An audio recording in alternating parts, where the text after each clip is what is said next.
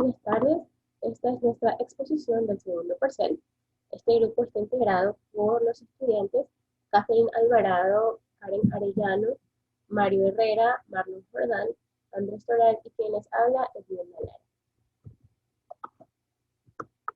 Bueno, yo les voy a hablar sobre la regla de fases. Okay, la regla de fases fue propuesta por el físico y químico estadounidense Josiah Willard Gibbs en 1875 en su obra sobre el equilibrio de sustancias heterogéneas. Aquí él relacionó las fases con los componentes y los grados de libertad. Bueno, en química y en termodinámica, la regla de fases describe la relación algebraica que existe entre el número de grados de libertad o variables independientes termodinámicas en un sistema cerrado en equilibrio, como por ejemplo puede ser la presión o la temperatura, también el número de fases en equilibrio y el número de componentes químicos. Bueno, esta regla está dada por la siguiente ecuación. Podemos ver aquí, P más F es igual a C más 2, donde P es igual al número de fases, F son los grados de libertad y C es el número de componentes. Los sistemas se pueden clasificar en homogéneos o en heterogéneos, según las fases en que se encuentren las sustancias involucradas en el proceso. Pero estos sistemas pueden cambiar de fase. Con la aplicación de la regla de fases, se puede definir los grados de libertad que posee el sistema dependiendo del tipo de variables que nosotros consideremos. Bueno, a continuación se muestra el ejemplo más sencillo que es utilizado como diagrama de fases. Y se trata del diagrama de fases del agua. Bueno, nosotros aquí podemos ver que en el punto T, que es el punto triple, aquí coexisten tres fases, el cual son agua, hielo y vapor de agua, para unas condiciones de presión y temperatura concretas y únicas. Si se varía cualquiera de las dos variables intensivas, P o T, alguna fase desaparece, esto es, que no existe ningún grado de libertad o varianza. Como podemos ver aquí en la ecuación, el resultado nos da 0. Okay. Sin embargo, en cualquiera de las líneas univariantes que limitan con los campos bivariantes, aquí coexisten dos fases, ya sea agua, hielo, agua-vapor o hielo-vapor de agua. Bueno, estas condiciones en el sistema tienen solamente un grado de libertad. Aplicando la ecuación, nos da el resultado 1. O sea, es decir, que se puede variar una de las dos propiedades sin que se varíe el equilibrio del sistema, pero solo una, pues la otra viene impuesta si pretendemos que se mantenga el número de fases. Bueno, y por último, en los campos bivariantes, aquellos en los que es estable una única fase, ya sea agua, hielo o vapor, los grados de libertad van a ser igual a 2. Esto quiere decir que se pueden modificar ambas variables dentro de unos ciertos límites, que por ello varíe el número de fases. Muchas gracias y a continuación mi compañero. Buen día, mi nombre es Mario Herrera y yo expondré sobre lo que es la constante de equilibrio. Bien, la constante de equilibrio se la puede definir como la relación que existe entre las concentraciones de los productos de una reacción dividido por las concentraciones de los reactivos de la misma reacción, siempre y cuando se mantenga en equilibrio químico. A este valor que se obtiene se lo denominó como constante de equilibrio. Hay que tener puntos importantes con respecto a esto. Esto se da en lo que es una reacción reversible. ¿Y qué es una reacción reversible? Es cuando en una reacción los reactivos reaccionan para formar los que son los productos. Y los productos a su vez reaccionarán entre sí para volver a formar los reactivos. Esto se lo identifica por medio de dos flechas que están en sentido contrario una de la otra y a su vez una superpuesta de otra. Bien, el equilibrio se da cuando la velocidad de la reacción hacia adelante es igual a la velocidad de la reacción en sentido inverso. Esto quiere decir que la velocidad con la que los reactivos reaccionan para formar el producto es igual a la velocidad con la que los productos reaccionan para volver a formar los reactivos. Bien, cuando ambas velocidades lleguen mismo punto querrá decir que llega a un equilibrio químico. Bien, cuando los reactivos reaccionan, lo hacen de manera rápida en poco tiempo, pero a medida que el tiempo va aumentando, su velocidad va disminuyendo, debido a que los reactivos van reaccionando y van consumiéndose entre sí, y conforme el tiempo van disminuyendo su velocidad. En cambio, los productos empiezan de manera lenta, debido a que al inicio no existen productos. Esto se forma conforme vaya aumentando la reacción de los reactivos. Bien, cuando ya haya producto, esto irá aumentando su velocidad lentamente hasta que llegue a un punto en que su velocidad será la misma que la de la reacción de los reactivos. Cuando ambas velocidades lleguen a un mismo punto, se llegará a un equilibrio químico. Y la concentración de los reactivos y productos se mantienen constantes durante el equilibrio químico. Bien, la constante de equilibrio que, como ya mencioné, es la relación que establece entre los reactivos y los productos cuando se alcanza el estado de equilibrio. Bien, dada la reacción que tenemos aquí, A más B es igual a C más D en una reacción reversible. Bien, la constante de Kc también se la denomina como K o como KQ y se la identifica con la fórmula que está aquí. Kc igual a C por D sobre A por B y cada uno de estos elevado a su correspondiente valor estequiométrico que tenemos en esta reacción. Bien, como ya mencioné, en Kc, A y B representan lo que son los reactivos en equilibrio y C y D representan lo que son las concentraciones de los productos en el reactivo. Y A, B, C y D representan los valores estequiométricos de la ecuación balanceada. Eso sí, las concentraciones se los expresan en molaridad, que a su vez tiene unidades en moles sobre litro. Bien, si nosotros tenemos lo que son las concentraciones molares de cada una de estas especies de reacción, podemos calcular más fácilmente acá. Bien, como ya mencioné, los valores de las concentraciones se los utilizan en lo que es molaridad, pero el valor que nos dará la constante de equilibrio Kc es adimensional, es decir, que no tiene unidades. Gracias. Bueno, continuando, ¿qué nos dice la magnitud de K sub C acerca de la reacción de equilibrio? Bueno, la magnitud de la constante de equilibrio puede darnos información acerca de las concentraciones, tanto de reactivos y de productos en el equilibrio. Si la K sub C es muy grande, por encima del valor de 1000, significa que tendremos mayormente especies de productos en el equilibrio.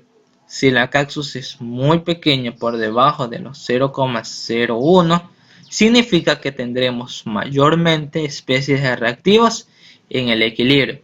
Y si la K sub C está entre 0,01 y 1000, en los dos valores anteriores, significa que tendremos un valor considerable de concentración tanto de reactivos y de productos en el equilibrio químico. El cálculo de la constante de equilibrio. La siguiente reacción entre el dióxido de azufre y el oxígeno está en equilibrio a una cierta temperatura T, midiéndose las siguientes concentraciones en el equilibrio. Dióxido de azufre 0,90 molar, oxígeno 0,35 molar y el trióxido de azufre 1,1 molar. Bueno, aquí también hay que tomar ciertos parámetros al momento de hacer los cálculos. En primer lugar, las unidades de concentraciones, tanto de reactivo y producto, tienen que estar siempre en molar. Si no están en molar, hay que transformarlas en molar. Y otra, que la ecuación a utilizar o la reacción que estamos desarrollando debe estar perfectamente balanceada. Si no está balanceada, hay que balancear. En este caso tenemos ahí la reacción que 2 moles de dióxido de azufre más 1 mol de oxígeno molecular nos dan lo que es 2 moles de trióxido de azufre. Vemos que la ecuación está balanceada y las unidades están en molar. Entonces vamos a proceder a hacer el cálculo. Bueno, la ecuación de la constante de equilibrio es igual a la concentración de los productos elevado a sus respectivos coeficientes estequiométricos dividido para las concentraciones de los reactivos elevados también a sus respectivos coeficientes estequiométricos. Entonces tenemos que la K sub C es igual a la concentración del trióxido de azufre elevado al cuadrado porque es su coeficiente estequiométrico, dividido para la concentración del dióxido de azufre elevado al cuadrado con su coeficiente estequiométrico por el oxígeno molecular, que en este caso su coeficiente estequiométrico es 1. Reemplazamos la concentración del trióxido de azufre 1,1 molar, la concentración del dióxido de azufre 0,90 al cuadrado y la concentración del oxígeno 0,35, nos da lo que es un valor de 4.3. Si analizamos este valor, no está ni por encima de los 1000 ni por debajo de los 0,01, entonces es un valor intermedio. Entonces se concluye que para esta reacción en equilibrio hay un valor intermedio entre tanto las concentraciones de reactivos y de productos. Gracias. Y yo les voy a hablar sobre el equilibrio químico en disoluciones de electrolitos. Siguiente diapositiva. Bien, la ley de equilibrio químico solamente se puede aplicar a temperaturas constantes a los equilibrios químicos en la disolución, que son homogéneas y reversibles.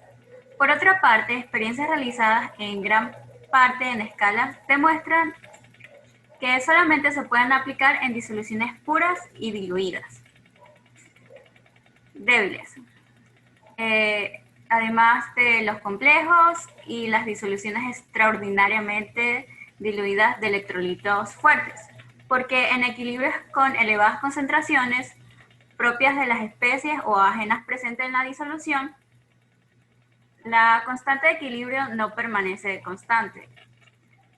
Esta va aumentando con la propia concentración o con las concentraciones salinas ajenas de la disolución. Y en estos casos hay que sustituir el término de concentración por el de actividad para utilizar lo que es la constante de la termodinámica. Bien, dado que los datos de las termodinámicas para especies iónicas están tabulados por lo general para el estado normal en la celda de molalidades, utilizaremos lo que es la constante de equilibrio en la escala de molalidades, que es la ecuación que vemos en la parte inferior. Bien, siguiente diapositiva. La aplicación de la ley de electrolitos débiles, o también llamada ley de dilución de Ostwald, determina que un electrolito débil se define como un compuesto que no está disociado al 100% en una disolución, que se ha preparado con 0,10 pesos de la fórmula en un litro de agua. Y se le aplica clásicamente el parámetro grado de disociación A. Este depende de la concentración del electrolito o de la dilución y se define como la fracción de peso de la fórmula que se encuentra disociada en el equilibrio de disociación o de ionización, regulado correspondientemente a la constante, que esta va a recibir el nombre de K, subíndice disociación o de ionización. Bien, yo soy Karen Arellano y voy a continuar con la exposición. Siguiente diapositiva, por favor. Ya. Generalmente se cuantifica un electrolito débil mediante lo que es la ley de disolución de Ostwald, que es la relación que existe entre la constante de disociación, el grado de disociación y las concentraciones iniciales del compuesto. Entonces, como podemos ver ahí, tenemos lo que es las concentraciones en equilibrio, tanto de los reactivos como de los productos, aplicando lo que es las concentraciones iniciales del compuesto. Entonces, basándonos en eso, podemos sacar lo que es la constante de disociación, que es igual a lo que es las concentraciones, la multiplicación de las concentraciones de los productos dividido para las concentraciones en equilibrio de reactivo, que podemos ver que es la fórmula de ahí. Ya. La expresión, como podemos ver ahí, lo que tenemos es la expresión matemática de la ley de distribución de Ostwald para una concentración a partir de la constante de disociación. Y si se utilizan concentraciones o más concentraciones, se puede obtener lo que son esas dos expresiones que tenemos abajo y se utiliza la necesaria. Siguiente diapositiva, por favor. Bien, ahora vamos a explicar un ejercicio. Tenemos un ácido que está disociado al 0,3% en una disolución de 0,05 F y debemos calcular lo que es la constante de disociación del ácido en dicha disolución. A ver, lo primero que tenemos que saber es que tenemos que sacar lo que es alfa, que vendría a ser la constante el grado de disociación, que sería 0,0003. A partir de eso vamos a sacar las concentraciones en equilibrio del reactivo y los productos, que como podemos ver ahí, está expresado por F, que multiplica la resta entre 1 menos alfa, y la concentración en equilibrio de los reactivos es F por alfa, donde F vendría a ser, como ya dije antes, las concentraciones iniciales del compuesto, y alfa vendría a ser lo que es el grado de disociación. Entonces, una vez que tengamos lo que son las concentraciones de equilibrio, vamos a aplicar lo que es la constante de disociación, que como dije antes, es la multiplicación de las concentraciones de los productos dividido para la concentración en equilibrio del reactivo. Bueno, hacemos un reemplazo y como resultado nos va a dar 4,501 por 10 a la menos 9. Estructural y voy a hablar sobre el equilibrio químico de una mezcla de gases generales. Como se sabe, la entropía de un sistema alcanza su máximo cuando llega al equilibrio. Partiendo de esta condición de entropía máxima se puede indicar las condiciones para que una reacción dentro de un sistema cerrado llegue al equilibrio. Y aplicando esta condición de equilibrio a una reacción de mezcla de gases ideales, se puede demostrar que las presiones parciales de los productos dividido por las presiones parciales de los reactivos da un valor que es igual a la constante de equilibrio del sistema, la cual se puede calcular a partir de la variación de energía libre de Gibbs. Como podemos observar, esta fórmula de potencial químico, o también conocida como la ecuación termodinámica de los gases ideales, nos indica que el potencial químico de un componente de la reacción es igual al potencial químico del gas ideal de una sustancia pura, que va a depender de la temperatura, más la variable de los gases ideales, por la temperatura de la parcialidad de la mezcla, por el logaritmo de la presión parcial sobre la presión estándar, que siempre en los gases ideales va a ser de 1 bar. Ahora, como queremos que la reacción entre gases ideales sea igual a 0, porque en eso consiste el equilibrio, empleamos esta expresión del potencial químico de los componentes y esta fórmula del potencial químico de los gases la reemplazamos acá.